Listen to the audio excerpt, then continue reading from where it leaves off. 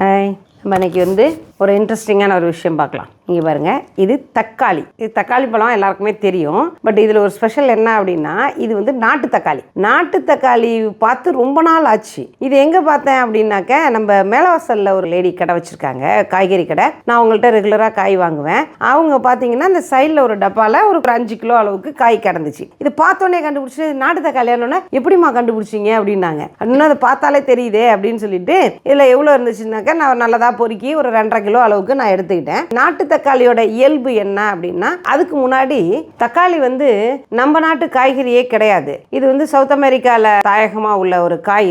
இது அப்படியே அங்கேருந்து ஸ்ப்ரெட் ஆகி இந்தியாக்குள்ளரையும் வந்துருச்சு. இதுல தக்காளியை அப்போல்லாம் இப்போ எதுக்காக உணவுல சேர்ப்பாங்கன்னா, சுவைக்காக மட்டும், அந்த புளிப்பு சுவைக்காக சேர்ப்பாங்க. இந்த தக்காளியை 4ஆ வெட்டி போட்டுருவாங்க. இந்த குழம்புல எல்லாம் 4 பீஸா வெட்டி போட்டுருவாங்க. அதை சாப்பிடும்போது அதை எடுத்து ஓரத்தில் வச்சுட்டு தான் சாப்பிடுவோம். ஆனா இப்போ தக்காளியில நிறைய வெரைட்டிஸ் வந்திருக்கு. இது இங்க உள்ள தக்காளி, இது இப்போ உள்ள பிரசன்ட்ல உள்ள கிடைக்கிற தக்காளி. இந்த தக்காளி நாட்டு தக்காளி கிடைக்கிறதே இல்லை. ஒரு 10 இயர்ஸா இந்த தக்காளி பார்க்கவே முடியல.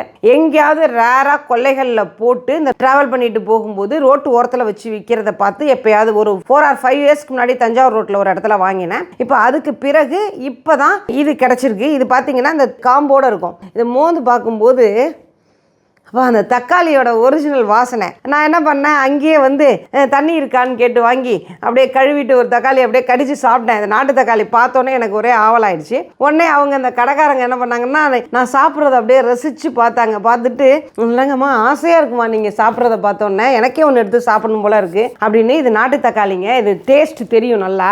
அந்த டேஸ்ட் இந்த தக்காளியில் கிடையாது. இது இப்போ வர ஹைபிரிட் தக்காளி. இது அதே சமயம் குழம்பு வைக்கிறோம் அப்படின்னாக்க, இந்த ஒரு தக்காளி போட்டாலே போகிறோம். ஒரு 4-5 பேருக்கு வைக்கிற குழம்புக்கு இந்த ஒரு தக்காளியை 4 பீஸா போட்டாலே இது சுவை கொடுக்கும். ஆனால் இப்போ உள்ள இந்த தக்காளியில் நீங்கள் 4 பேருக்கு குழம்பு வைக்கிறதுக்கு இதில் 4 தக்காளி நறுக்கி போட்டாலும் அந்த சுவை வருவது இல்லை. என்னன்னு தெரியல, நிறைய யூஸ் பண்ணணுங்கிறதுக்காக அப்படி டேஸ்ட்லெஸ்ஸாக பண்ணிட்டாங்களா என்னன்னு தெரியல. அது மாதிரி இது பாருங்க, இது முந்தா நாள் வாங்கிட்டு வந்தேன். ஒரு நாள் நேற்றுக்கு வெளியில் இருந்திருக்கு. இங்கே பாருங்க, அப்படியே அழுக ஆரம்பிச்சிருச்சு பாருங்க. அப்படியே வீணா போயிடும். 2 நாள் தான் இருக்கும். தக்காளியினுடைய வெளியில் இருக்கிற கால அளவு ஒரு 2-3 டேஸ் தான். ஆனால் இந்த தக்காளி வாங்கிட்டு கிட்டத்தட்ட ஒரு 10 டேஸ்க்கு மேலே ஆகுதுங்க. இந்த தக்காளி வாங்கிட்டு இங்கே பாருங்க எப்படி இருக்குன்னு, கெட்டியாக அப்படியே கெட்டியாக இருக்குது பாருங்க, அப்படியே பால் மாரி. ஆனால் இது ஒரு 2 நாள் வெளியே வச்சோன்னே எப்படி ஆயிடுச்சு, அப்படியே நஞ்சு அழுகி போயிடும். இப்போ அது மாதிரி தக்காளியில் நல்ல குணாதிசயங்களும் இருக்குது, உடலுக்கு கெடுதல் செய்யக்கூடிய குணாதிசயங்களும் இருக்குது. நிறைய சேர்த்துக்கிட்டா கிட்னி ஸ்டோன் வரும்னு சொல்கிறாங்க, அதாவது சிறுநீரக கல் ஏற்படும் அப்படின்னு சொல்கிறாங்க. ஆனால் இது நல்ல விஷயம் என்ன அப்படிங்கிறப்போ, இந்த வெயில் நாளைக்கு இதை நம்ம என்ன செய்யலாம், அப்படியே ஜூஸ் பண்ணி சாப்பிடலாம்.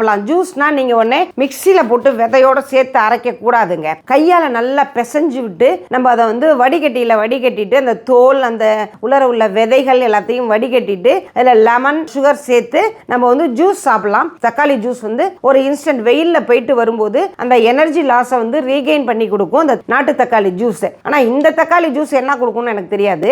இதில் நான் போடுறது கிடையாது. இது அதே மாதிரி இந்த தக்காளியை வெயில் நேரத்தில் சரி ஜூஸ் பண்ணி சாப்பிட முடியல, என்ன பண்ணலாம் அப்படின்னா, நாளாக்கிட்டு அதில் லைட்டாக சுகரும் உப்பும் கலந்து, ரெண்டையுமே கலந்து போட்டுக்கலாம். அல்லது உப்பும் மிளகுத்தூளும் கலந்து அப்படியே தொட்டு சாப்பிடும்போது அவ்வளோ தேவாமிர்தமாக இருக்கும். நான் சின்ன வயசில் நான் சொல்லியிருக்கேன், நான் எங்கள் பெரியம்மா வீட்டில் வளர்ந்தேன்னு சொல்லிட்டு ஸ்கூலுக்கு ஸ்நாக்ஸ் எனக்கு அப்பயே எங்கள் பெரியம்மா ஸ்நாக்ஸ் கொடுப்பாங்க. அப்போ பார்த்தீங்கன்னா ஒரு தக்காளி பழம் இருக்கும். அதில் தக்காளி பழம் ஒன்று ஸ்நாக்ஸ் கொஞ்சம் பேப்பரில் மடித்து வச்சுருப்பாங்க. இன்டர்வல் டயத்தில் அந்த தக்காளி எடுத்து கடிச்சு நான் சாப்பிட்ட அனுபவங்கள் உண்டு.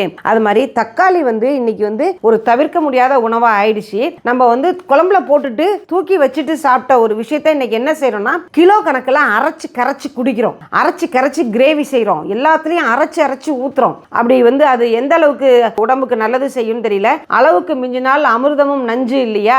அதுவும் மரபணு மாற்றம் செய்யப்பட்ட ஒரு விஷயத்தை நம்ம அளவுக்கு அதிகமாக சேர்த்துக்கும் போது அது உடல்நிலையை கடுமையாக பாதிக்கும் அப்படிங்கிறத உணர்ந்துக்கிட்டு தக்காளியோட உபயோகத்தை முடிஞ்ச வரைக்கும் கம்மி பண்ணிக்கணும். நான் இந்த தக்காளியிலேருந்து விதை எடுத்து போட்டு முளைக்க வைக்கலாம்னு நினைச்சிட்டு இருக்கேன். அதே மாதிரி நம்ம நாட்டு தக்காளி பார்த்தீங்க அப்படின்னாக்கா, அந்த காலத்துல எல்லாம் எங்க திரும்பினாலும் செடி முளைச்சிருக்கும். குப்பையிலெல்லாம் நம்ம இந்த தக்காளி எடுத்து போடுறோம். சமையல்ல சமைச்சு வயிற்றுக்குள்ள போய் ஜீரணமாகி வெளியில மலத்தின் மூலம் வெளியேறிய விதைகள் கூட அந்த காலத்துல முளைக்கும்னு சொல்லுவாங்க. முளைச்சு நான் பார்த்துருக்கேன். ஆனா இன்னைக்கு இந்த தக்காளியில உள்ள விதைகளை எடுத்து தொட்டில போட்டு முளைக்க வச்சா கூட இதுல செடி முளைப்பது இல்லை. இந்த விதைகள் முளைக்க மாட்டேங்குது. அதே மாதிரி நமக்கு இப்போ ரொம்ப அபூர்வமா அந்த நாட்டு தக்காளி கிடைச்சிருக்கு. இதுல உள்ள விதையை எடுத்து எடுத்து போட்டு நம்ம வந்து செடி முளைக்க வச்சு பார்க்கலாம். அந்த செடி வந்து நாட்டு தக்காளி செடி முளைச்சதுன்னா வீட்டிலேயே வந்து நம்ம தக்காளி நிறைய நம்ம எடுக்கலாங்க. இது மாதிரி உங்களுக்கு தக்காளி பற்றின இன்னும் சுவாரஸ்யமான விஷயங்கள் இருந்தால் வந்து கமெண்ட்டில் சொல்லுங்கள், எல்லாரும் தெரிஞ்சுக்கலாம்.